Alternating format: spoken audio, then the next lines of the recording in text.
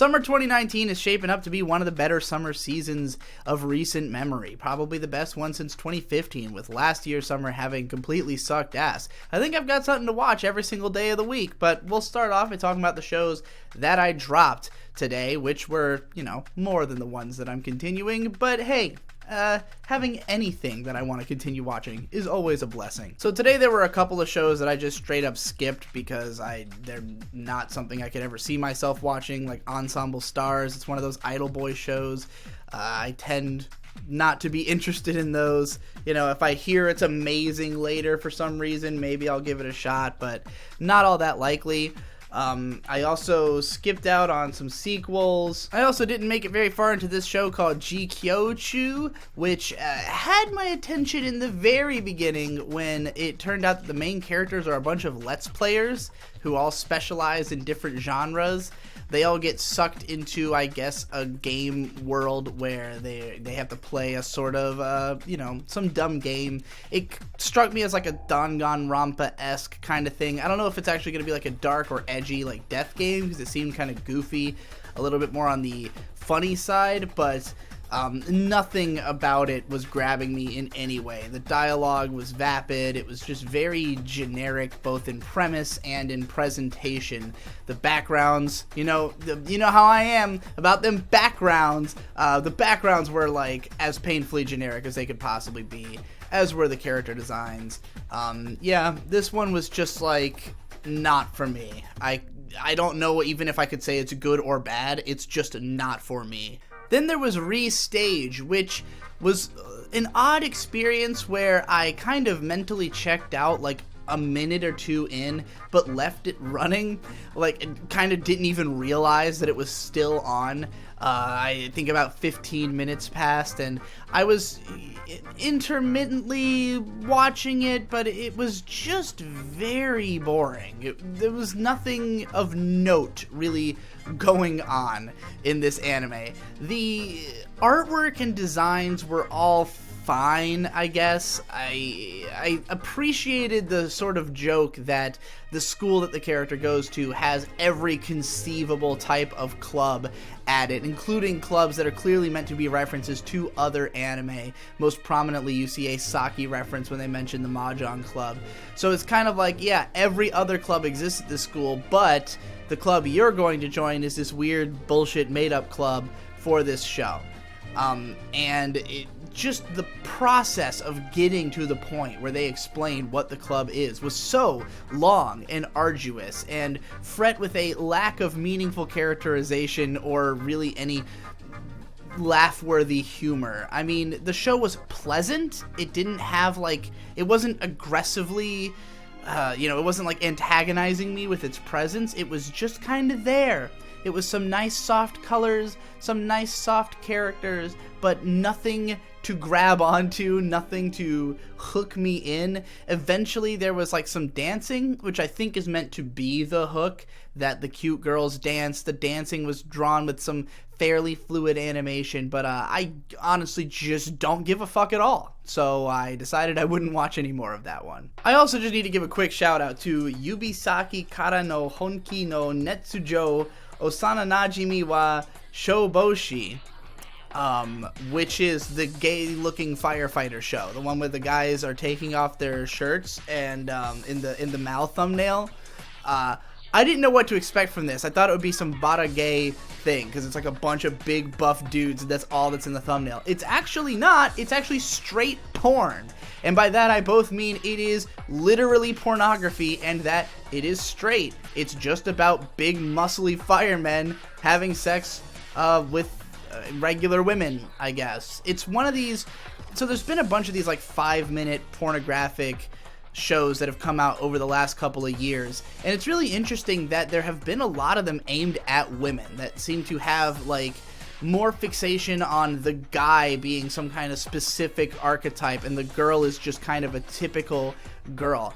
I'm really interested in it just because there's not a lot of actual hentai anime that gets made that are like that. Not a lot of the porn OVAs tend to be aimed towards women, if any at all, but for some reason these 5-minute shorts have sometimes taken that angle. This one's about firemen, classic trope. Can't say I've ever seen a fireman porn anime before, so if that's your thing, go ahead and check it out. I mean, honestly, you could watch this if you're a girl or a guy, because the girl is hot and the sex is fairly well done.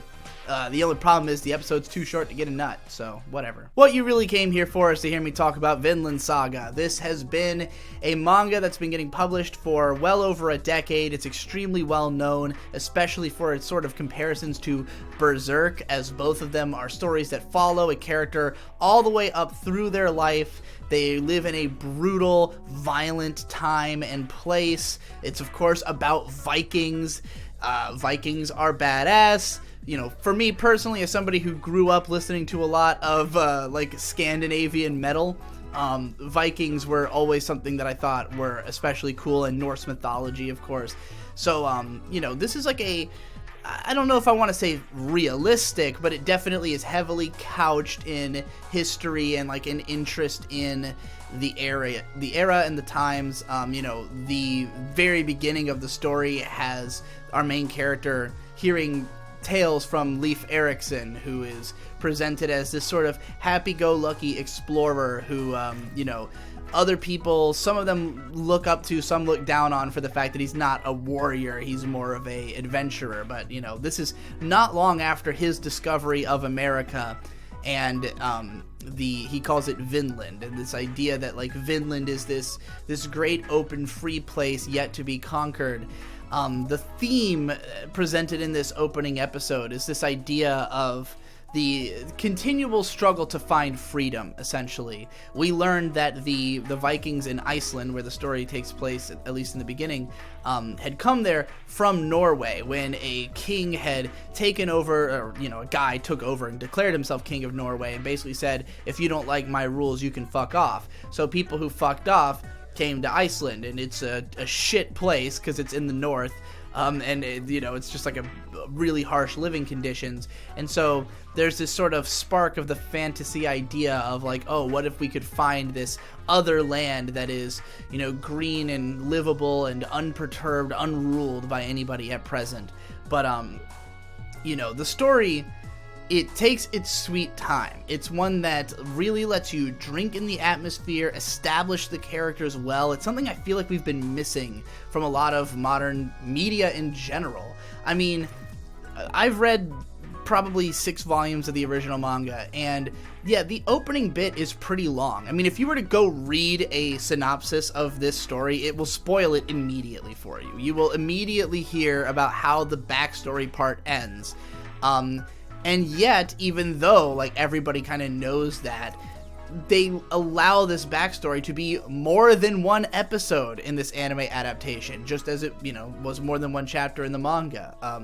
I'm really glad that they didn't try to truncate it, try to fit everything into this one episode. Instead, they took the scenes that are there and presented them as dramatically and fulfillingly as possible. We right away have a strong sense of the main characters and their personalities, a strong sense of what some of the themes are going to be in the series, the themes of freedom, themes of, you know, there's slaves in this world.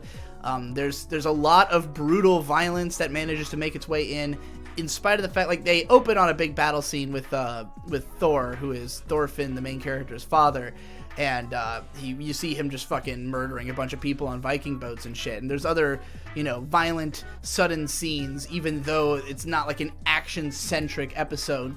In case you can't tell, at the time that I recorded this, I had not actually realized that they released 3 whole episodes at once today. It was not simply the first episode, which I think is really cool. It's obviously how they got away with being able to do the entire backstory. And I'm all for experimental release schedules if it makes the release make more sense to people. So yeah, cool shit. Glad to see it. If anything I say from this point forward sounds like I didn't watch episodes 2 and 3 yet, it's because at the time I recorded it, I had not. So you still have a sense of, like, what this is going to be. That it's going to be this badass dark fantasy, well, not fantasy, but badass dark historical drama, you know, set in Iceland.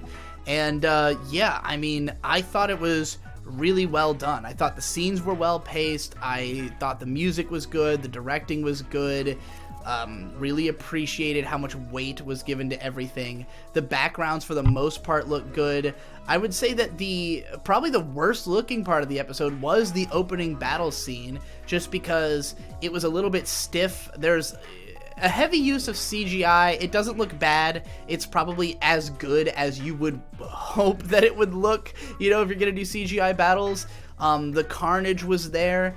Really, the only thing that made the opening scene feel weird was just a little bit of inconsistency in the artwork of the backgrounds in particular, and the Thor's face being completely unmoving for most of it.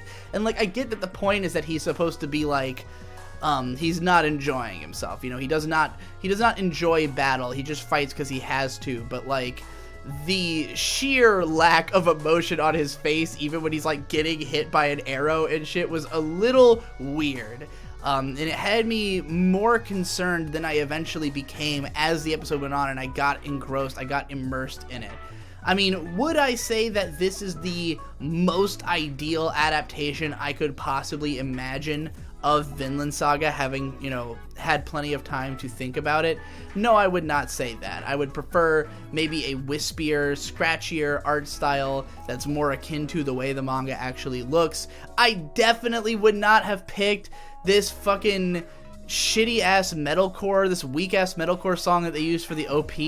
Obviously, it needed some fucking Amon Amarth or something. I cannot wait for some Amon Amarth AMVs to come out of this show.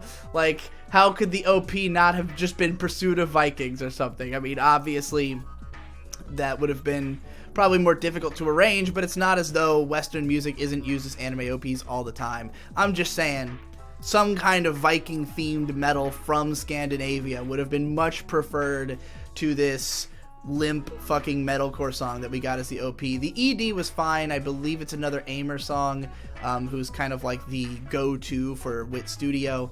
And again, this is Wit Studio, who has somewhat reliably made great looking shows that, when they're good, they are good, and most of them have been good. I see little reason to think that this show will go majorly downhill as long as it sticks to the source material. They don't drop the animation quality.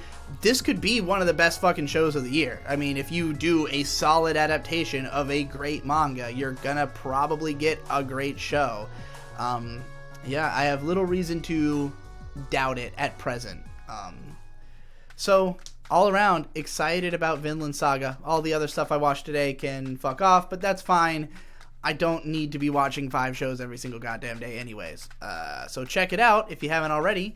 And check me out over on Patreon. My link in the description, where you can get hours and hours and hours and hours of content, even if you just pledge $1. And also, my t-shirt is still for sale. We've only sold out of the medium size. You can still get large, extra large, or small for, however long it's available for. Check out the ad. I'll put a link to it down in the description. That's it for this one. I'll see you tomorrow.